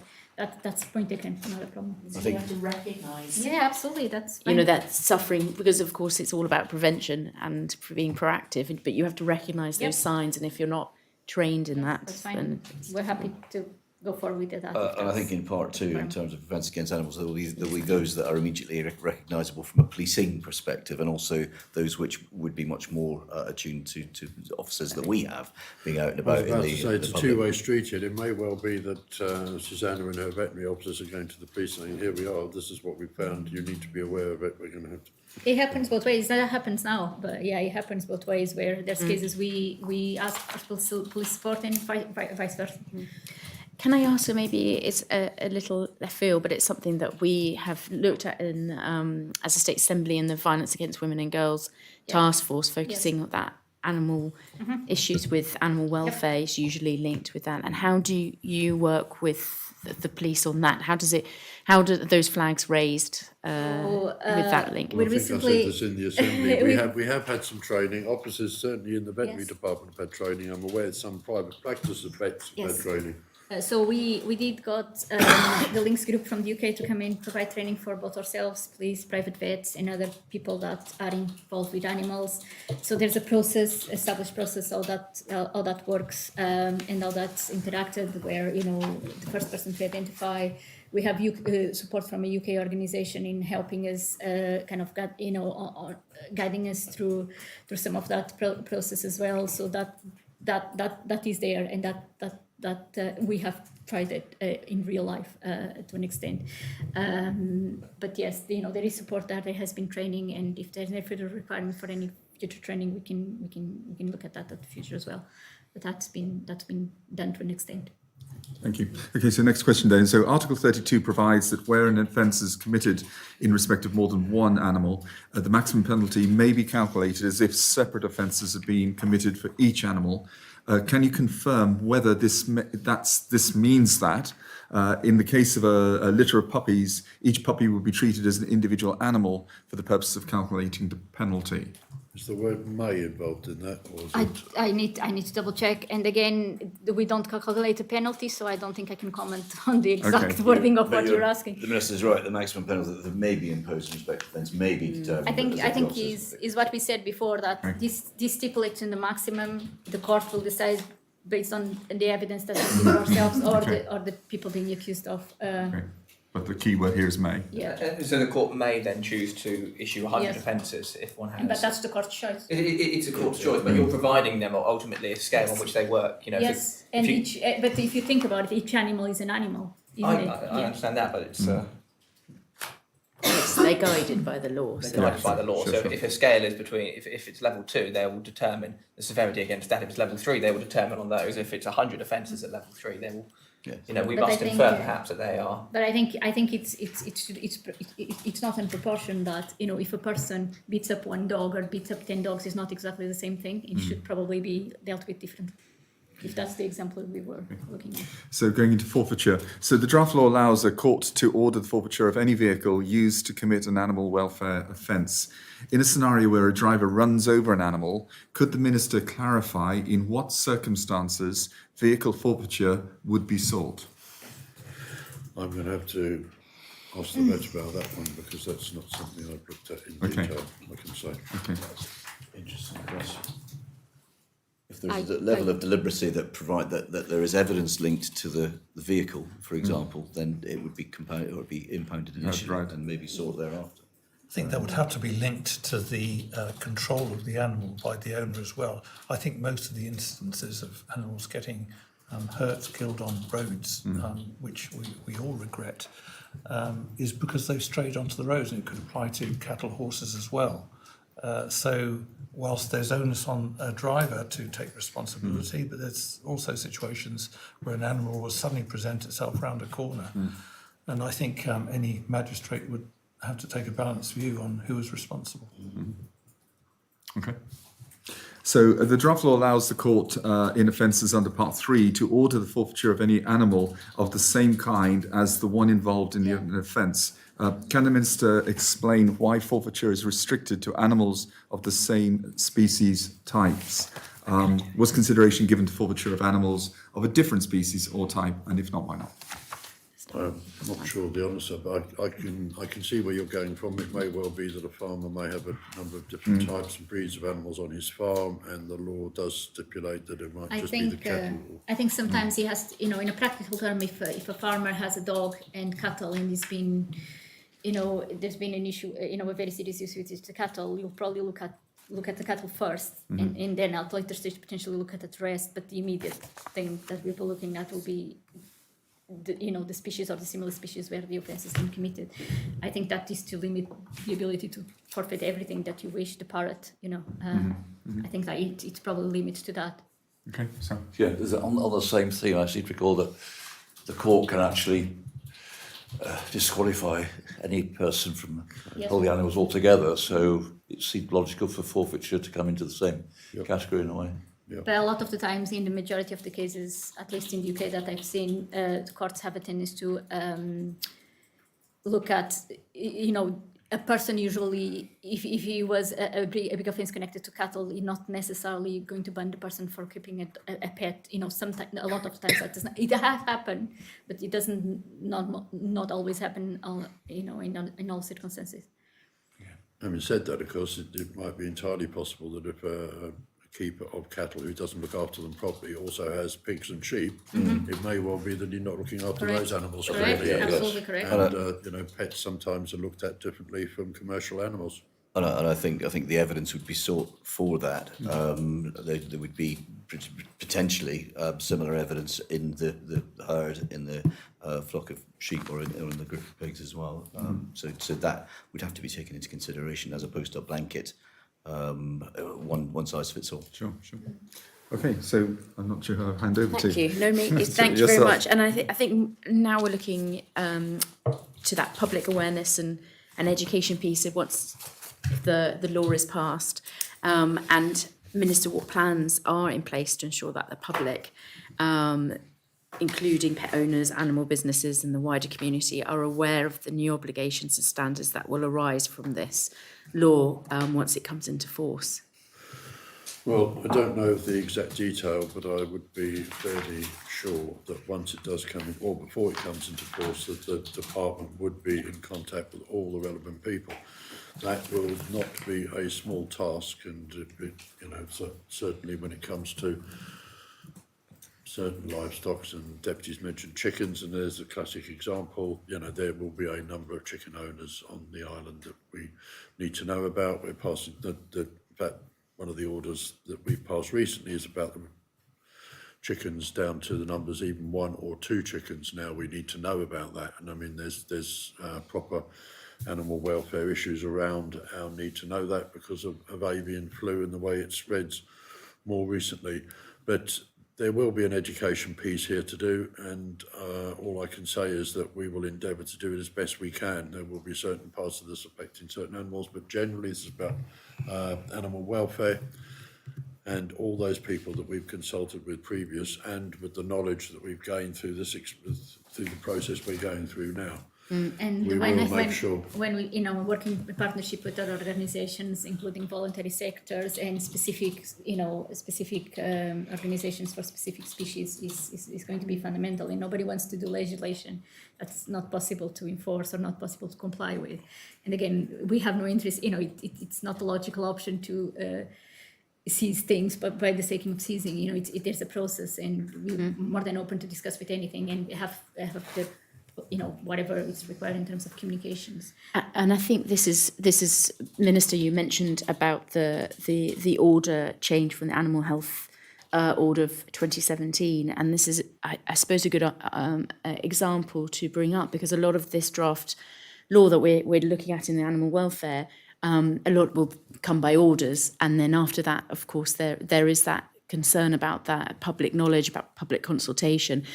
And I suppose this order that came in recently about reducing registration of birds, the threshold from 30 to 1, there's been quite a bit of concern about how that was handled, because it came in on the 18th of December. It was put into order, I think, on Christmas Day. There was then a delay in, I think within the middle of January, there was then some press, so traditional press, to say for those bird owners poultry owners to do the registration, that gave 2 weeks notice before the kind of a 2 weeks publication, I suppose, before the registration happened. Now, I've come across a number of people who, especially people who have just a few chickens, very much about they're really seen as pets or providing eggs for the family. There's not a big. They're not a business in any way, and they had no idea that this came into force in this registration. They were very concerned that it tips them in not knowing, because of the lack of public awareness, the lead-in time, the timing of it all, means that they've then got extremely worried that they will suddenly commit an offence that's up to 2 years potentially in prison, which of course I understand there's many processes to get to that point, but still it does worry people. And I was just wondering about how there could be this lessons learnt from this specifically. Well, certainly, I hold my hand up entirely for that, Chair. I think it's fair to say that I didn't think it was going to be the issue it clearly is. The reason for that was it's not that very much, not that long ago, where whether you had 1, 20, 200, 10 years ago, they all had to be registered. And we thought at that time when they all needed to be registered, we decided that avian flu wasn't a challenge. We didn't have the changes to temperature, which meant that some of these diseases that we get and challenges. So it was, we stood back from it a bit. We're in a different place now, and I think if we get an outbreak of avian flu, we need to know about it. We need to know where all, for example, the poultry are on this island. And we thought it was just a normal sort of step back to where we had been previously. And I'll put my hand up and say the timing wasn't great, the amount of time given wasn't great. It's certainly not our intention to criminalise people for owning 2 chickens as pets in their back garden who haven't managed to get round to registering at the moment.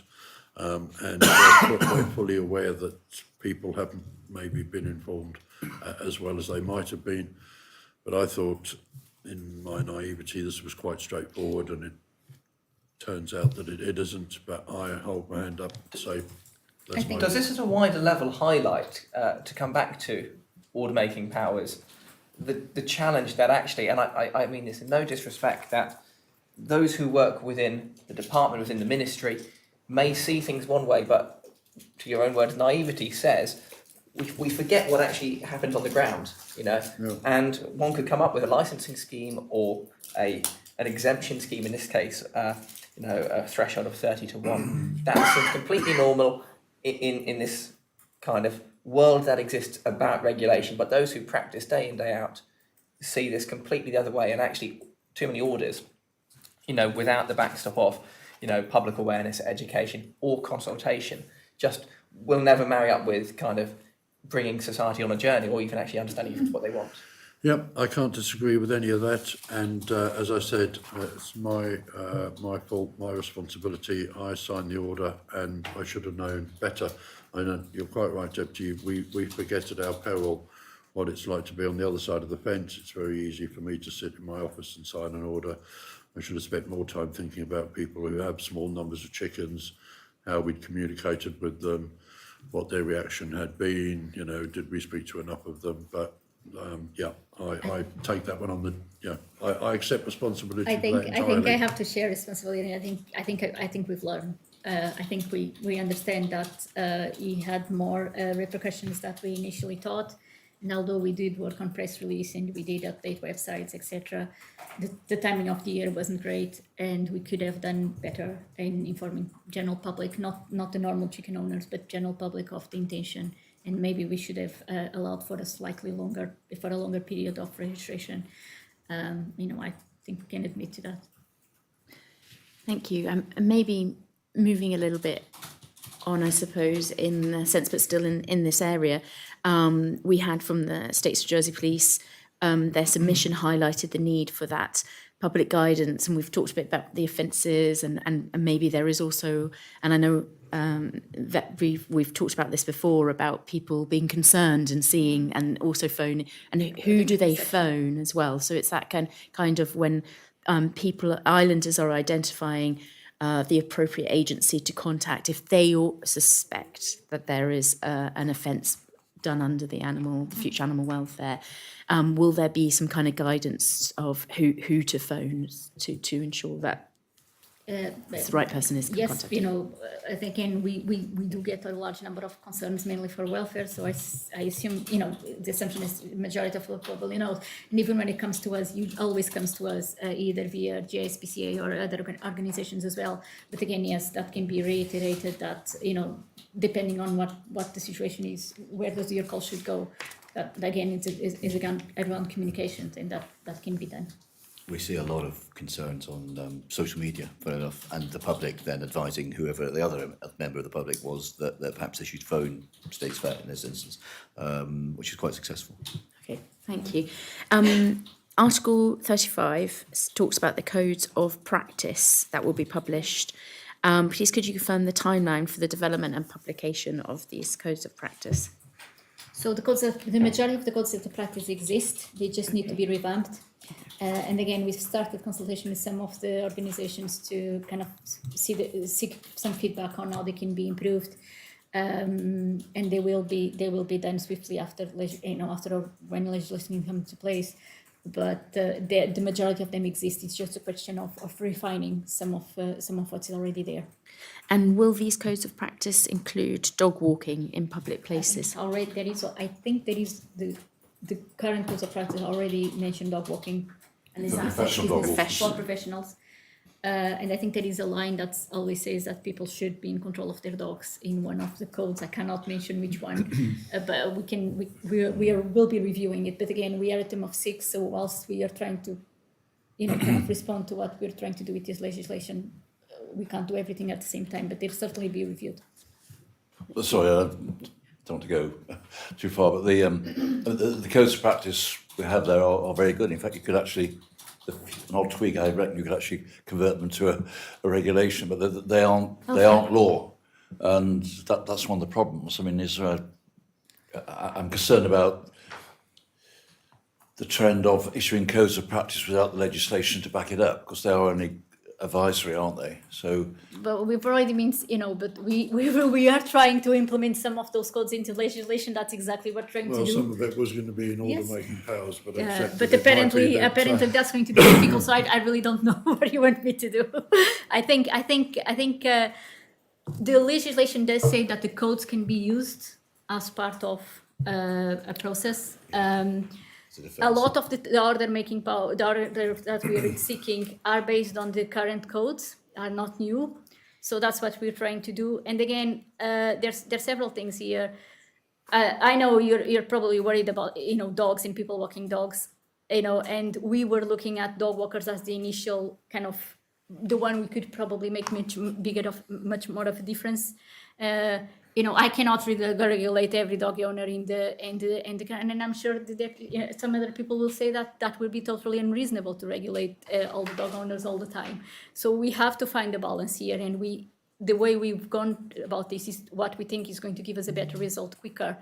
And a lot of it has to do with education and order responsibility, and people knowing where they can walk the dog, how they can walk the dog. Should it be under leash or not? There has to be some personal responsibility, especially for owners of small animals. But getting back to your question, Chair, you've got regulations, you've got orders, you've got codes of conduct, codes of practice. But there's another step on, it's going to be incumbent upon officers to come up with some sort of brief layman's interpretation of what's going on here, so people very quickly can get to the bit that's relevant to them. We will have to come up with some sort of narrative in a nice way which explains to people what's happened and their new responsibilities and where they find them.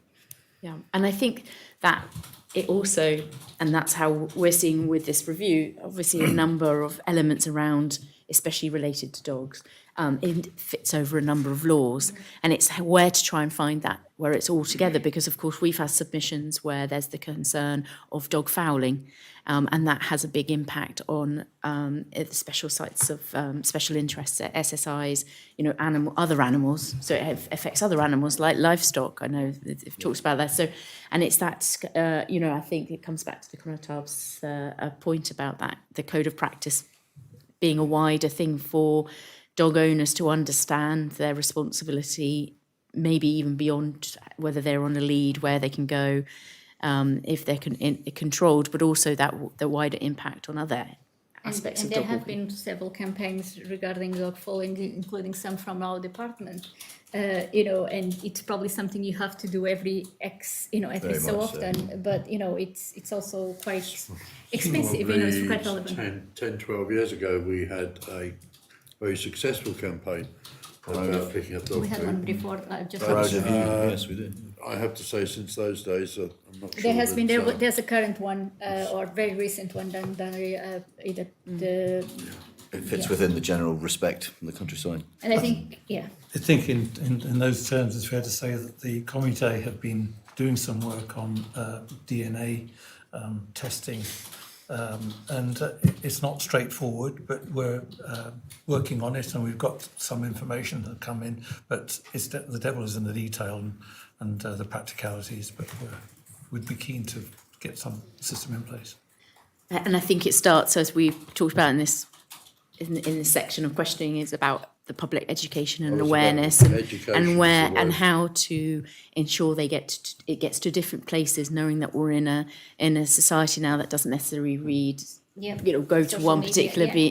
media, but now there's many different areas of getting information or not going to that information. So there needs to be ways, and that of course we understand is a challenge. And just on my last question, you talked about that you have already started approaching people for that revamping of the codes of practice, but very in the start, you know, I have to yes, admit so it's will that very- will it be a wider consultation, or will I believe the Article 35 says a persons the minister deems appropriate. So will it be wider, or will it be very targeted, asking people I think particularly? it depends what codes you know, if the codes are specific for livestock, therefore we'll consult with livestock owners or keepers. If, you know, the ones pertaining to dog walkers, you know, or horses, the ones, you know, you would consult with the appropriate organisations.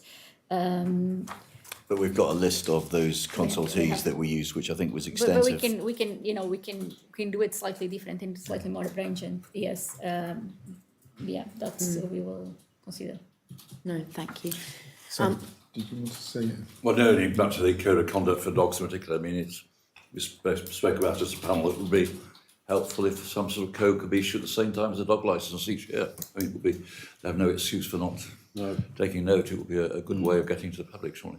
Well, the chair mentioned the word education, but there's also a responsibility of dog owners to be that, you know, to be responsible, look after their pets properly, clear up after their pets properly, and to understand the consequences of their pet mess in various, you know, fields affect cattle, parks affect children. I mean, these are quite serious diseases that people can get, so it's important issues. And we were talking in a scrutiny panel about whether there is that code of practice when you issue the licence every year for the dog licence, where people have to click that they've read and understood it. So there is that, you know, clear understanding, so that every year there is a moment where dog owners are able to view all the information that could potentially be there about how to be a good pet dog owner.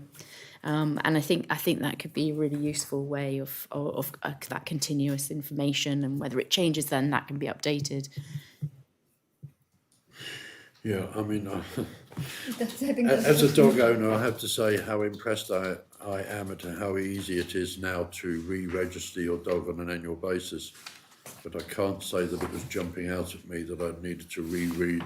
I mean, I'd like to think I'm a responsible dog owner, and maybe I didn't need to reread it. But you make life much easier to do for things to do here. You know, re-register, a couple of clicks, all done. Actually, what you need to do is maybe devise a method whereby dog owners somehow have to read it. I don't know how you do You that. tick a box, I guess. Yeah, ticking I a have read box to this. say you have. Yeah, I've read it. Yeah. Terms and conditions, how many times And do you we never all read it, tick do you? it? We don't even know what we sign up to most I of know, the I time. know. Okay, sorry, so let me move on. Sure. So this is into offences against animals and protection of animal welfare. Just one commentary here is one major concern raised during consultation is that the draft law appears to remove explicit definition of cruelty that are present in the old 2004 law. The new draft completely removed the detailed description of cruelty contained in the existing law. The draft instead relies on the broad term suffering, which they say is too general and does not go far enough. Just to hear your opinion on that, or why I that's think- why is the Well, case. the vet's going to answer I it, think but the current- I I think think- using the word suffering allows us to go much broader than cruelty. But And the cruelty, I think some of the words mentioned in the 2004 law, and I'm pretty sure it's on cruelty, it was the one you cannot beat up an animal or impale it or whatever, which is really not the wording we should be looking at today. And the suffering and potentially suffering, it's a step before cruelty, I think, and that's where we want to be. I don't think we have to go that far, because I think we want to be before cruelty takes place and preventing suffering. And never get to cruelty. That's my personal. That's fair enough. That's fair enough. Okay, so part 2 of the draft law sets out offences against animals. Please, can you provide an overview of the changes made in relation to offences against animals from the 2004 law? Just broad brush. We've already mentioned some of the offences. I think we've gone to a list. Okay, I think okay. it may be easier if I provide you that in writing. Okay. That's fine. Okay, we'll skip on this one. Okay, so in cases where an animal is found unattended, what evidence will inspectors be expected to gather to determine whether the person responsible had a reasonable excuse or failed to make adequate provision under Article 9(1)(b)? How will the department ensure that this provision of enforceable practice is enforceable in practice, particularly where the intent and duration of absence may be difficult to establish? I think answering to your question, we would try to establish why was the animal alone, for what length of time, and we'll have to gather as much evidence as you can possibly do in order to be able to actually assess if it's a problem, because it may not actually be a problem, Yes, and then take it forward. We would have to investigate in a case by case basis and use proportional. Be flexible and proportional to what's been. It's very difficult. Animal welfare is very difficult to regulate. A lot of it, very depending on the exact situation, what may look like an offence to you, it certainly may not be an offence to me. And there's a lot of that perspective and kind of pragmatism, flexibility that has to happen. It's very case specific, I would have to say. So it's very difficult to sometimes put it very, very stringent. yeah, always difficult. I mean, in many cases, an individual horse or cattle, if you like, stood in a very muddy field with no grass, food or water would appear to be a pretty serious case. It may well be that the animal's just been put there for 15 minutes while the owner's mucking out the stable or refeeding or adding water. It may be a horse that has a health problem that cannot be overgrazed. So there's a lot of that situations. It So has to do a lot circumstantial, really. of perspective and circumstantial, and our officers deal with that every day now. That doesn't change. So Article 11 then, duty to protect animal welfare makes it an offence for a person who fails to take reasonable steps, quotes, to ensure that the needs of the animal are met to the extent required by, quotes, good practice. Minister, please, can you define good practice? Well, certainly food and water, and I think importantly now also the ability for that animal to exhibit natural behaviour. So, not restricting it in a very small pen. Ideally, and in many cases now with cattle, you don't want to segregate that animal to be an individual. It needs to be able to mix with others. And I think that's probably the normal pain, injury, suffering, which would be a prerequisite. But certainly the ability to be apart, if it needs to be apart, to be with others, if it needs to be with others, and that's not necessarily always the same case. but food, water, and general ability to exhibit natural behaviour. I think where this law goes a bit further and the one preferred as well is exactly on that, is looking at it in a moralistic point of view. It's not just food and water. It never has been just food and water. I have to repeat that because it's quite close to heart. An animal needs a suitable environment. It needs to be able to express their natural behaviour, other than suffering, disease, freedom of disease, food and water. It's a much moralistic approach, and it looks more at whatever is surrounding it as well. And again, the potential for suffering, which is a step before. So that's what we're looking for. Okay, so taking possession of animals in distress. So the panel understands that the provisions on taking possession of animals in distress has been widened from the 2004 law. Please, can you explain the rationale of that widening? That's exactly it. So at the moment, in the 2004 law, we can only seize an animal with a warrant, if we have a warrant, and we have very limited powers of entry. And it kind of defeats the purpose. If you go in and an animal is suffering, you leave to get a warrant, and then you come back, and either your evidence has disappeared or the animal is suffering for longer and more. It makes no sense. The idea is you are able to withdraw the animal, even if temporarily from the environment it is. And then if it was an incident that was actually not as serious as we thought, the animal gets back. Yes. It's having that ability to stop the thing from happening, or actually avoiding the negative effect to happen before it takes place. That's the rationale behind it. And that's why the 2004 law has been very criticized. So that's one of the things that is really important for us. That's fair enough. to achieve. Okay, so Article 13 then allows an inspector to take possession of an animal where they reasonably believe it is suffering or likely to suffer if circumstances do not change. Could the Minister explain how this broadened threshold compares to the existing provisions under the 2004 law, and what safeguards ensure that this discretion is exercised proportionately and only when truly necessary? Well, the proportionate bit, I think, is the judgment of a qualified veterinary officer, and Susanna's just spoken about that. She's also just spoken about cruelty and suffering. And I think the important thing here is that we're trying to prevent the cruelty, we're trying to prevent further suffering, and the ability to get in quick and identify those situations where suffering, we believe, is about to turn into cruelty. Sure. And it may be through food, it may be through Can I just also add that it does say that the inspector can take steps. It does say the inspector, if he's not a veterinary surgeon, needs a veterinary surgeon confirmation for that is likely to occur. So you have that assurance that someone that should understand what's going on will taking the action, or will supporting decision. And I also want to take in no one's interest to seize anything that does not to be seized. It's not it's not practical. It's difficult. It's complicated. Brings a whole range of problems. You don't do it unless you really have to do it. Yes, It's the really desperate not. need. It's The really philosophy is in common with the Yeah. with the sort of modern legislation, which allows the identification of a likelihood of something happening, an environment that, in the officer's experience or currently understood, that the situation would worsen. And I can think of other pieces of Yeah, I mean, legislation which allow that. the new onus on an additional onus on the owner by this new legislation is for the need, an obvious need for veterinary care, and then if an officer goes in and a pet in a flat with no ventilation is lying there with an open wound, I mean, obvious that veterinary care was required in circumstances like that. It's much easier now, or will be hopefully, for officers to take action and move forward. But as any enforcement, it has to be proportional, pragmatic, and it follows a step. Yes, You don't yes, go yeah. in, he sees a dog, Yeah. you ask the person, for example, he needs veterinary care, can you please get your vet?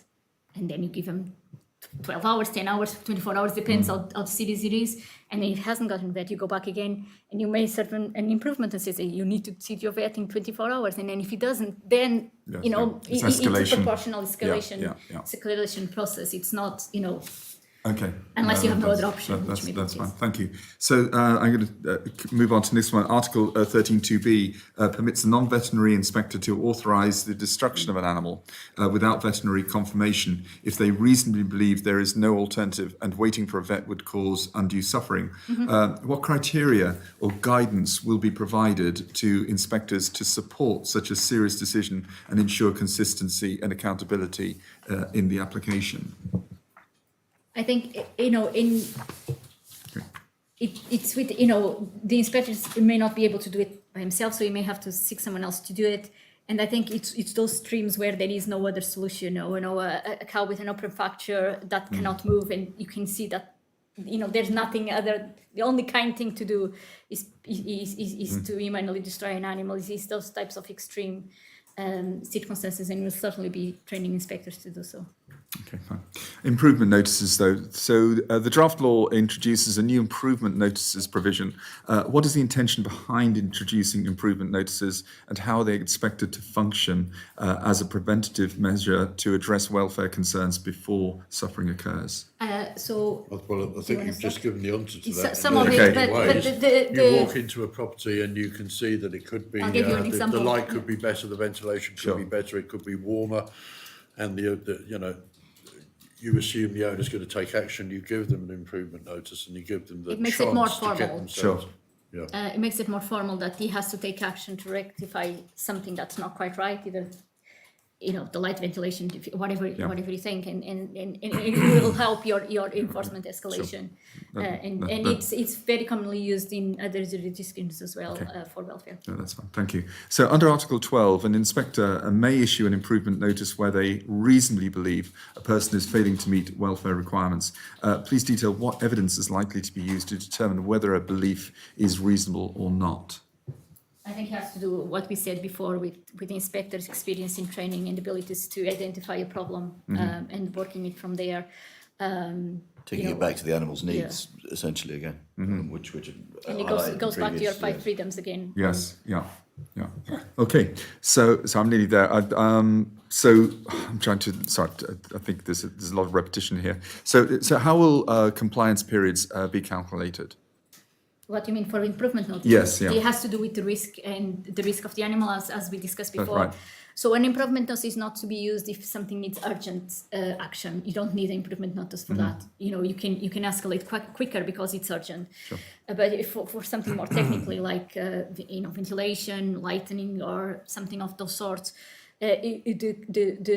the time of the improvement notice has to do with the risk, the calculated risk for the animal. If it sounds like a high risk thing, you'll have a shorter, and you'll have to take into account, is the person going to be able to comply or not within the time scale. So it has to be proportional to both the risk and whatever the action the person has to do to comply. That's fair enough. Okay, final question here in this section. Why was a review or appeals process for improvement notice not included within the draft law? But I need to check. Yeah, I mean, on the subject of appeals, I think we're probably going to have to get back to you as a panel on that, because we've had a few there were some questions about appeal right at the beginning, and I think we need to investigate exactly where there is the ability to appeal and where there isn't. That would be really useful to understand about where. I know that you mentioned there was some appeal. There is an appeal appeals, process but under whether that bottom links to regulation. all the Yeah, yeah. different elements that That's we've been fine. talking about. I think a question in the meantime, because my review couldn't find an explicit appeal route for an improvement notices. Is it a policy aim of the law to allow an appeal against an improvement notice? Well, And I know it's not urgent because you've got urgent powers. This is more about yes. things,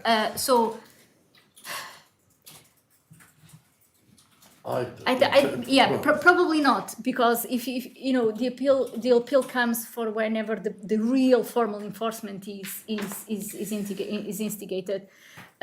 So then if the person doesn't comply with the improvement notice and we take it any further, the appeal process is there. But you're saying that there could potentially be an appeal process, but you're appealing because I asked you to take your dog to the vet. It has to be that proportional. Well, let's take Article 17, an improvement notice against straying livestock. It is a power of a veterinary inspector to issue an improvement notice under Article 12 if the person fails to comply with the improvement notice. They have committed an offence. Correct. And they have to then commit an offence to appeal the improvement notice, perhaps, after having committed an offence. If the person who disagrees that the steps requested for securing of livestock are disproportionate, say, they are happy with the level of fencing and the the investigator isn't, where's their recourse until they've committed an offence? And the offence would be failing to comply with an improvement notice. Yeah, we didn't consider the permanent improvement. We can look into that into That's more a very, detail. that's a fair comment. That's fair. We're not going to try to argue against that. I mean, you're quite right. You know, you're issued with a notice to do something. If you're not happy with it, before you commit the offence, it's right that you should have some sort of recourse somewhere. But we need to go That's back fine. and We look can at that. certainly look at that. Thank you. Well, on that note, because we've hit the 2-hour mark, I think we would like to close this hearing, but I'd like to really thank. I'd like to keep going. We have more questions. We have more questions. No, but we have a few more that we potentially could to send to you, and we'll see where we have. There's a number of elements that we should follow up on. I think we've raised a few things that would be really useful to keep the dialogue open, to understand what you're able to do and would like to do ahead of going into that second reading. And the same with us, understanding deadlines and all the different things that we don't have a huge amount of time, Chair, but Exactly. it's my intention to get to the second reading and find ourselves in a situation you and I are both in agreement on everything that we're putting forward. So I realise that might be a lot of work, but I think it's incumbent upon us to try our best